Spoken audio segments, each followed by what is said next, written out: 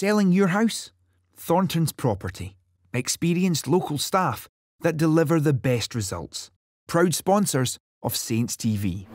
So third time facing Partick Thistle this season. They've come away with a win. We've come away with a win. So what are you expecting from the game this Saturday? I think all the games in this league, a tough game. Obviously they haven't had the best start in the league, and they, will probably feel under a little bit of pressure. We've usually went there and got positive results. It's always the home fixture that we seem to struggle with them. And I think we responded well after the League Cup defeat to go and win in the league. A tough game. They have gone slightly longer in their approach, I think, because of the situation they're in.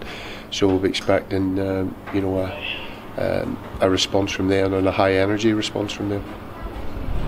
So third game in essentially 8 days. How is the team looking injury-wise? Michael had to come off. He got a wee knock on his ankle, but I've just spoken to him and he's going in to see the physio. Hopefully he'll be fine. Ando had a slight problem, but again, I'm expecting him to be fine. Liam Gordon should have recovered from his shoulder injury. Richard Foster's, back in training, and other than that, there's no real injury concerns, and I do think that Michael and definitely Ando will be okay for Saturday.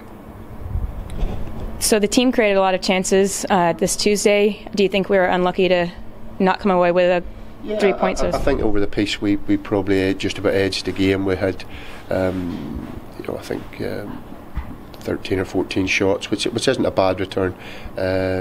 Still would like us to be a bit more clinical.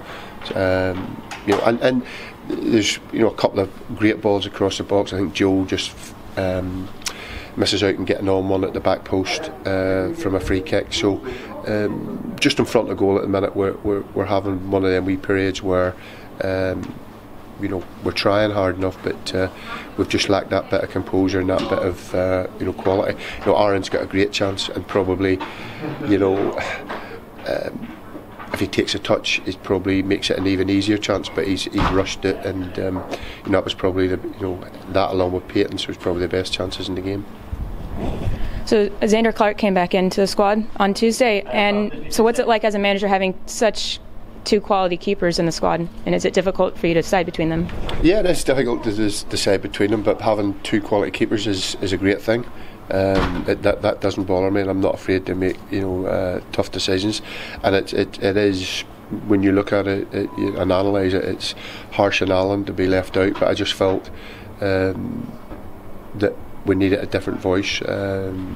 We needed something just different to see if we can make a change and change the run that we're in, that we were conceding goals, because you couldn't really point the finger at any goals that that we've conceded for Alan.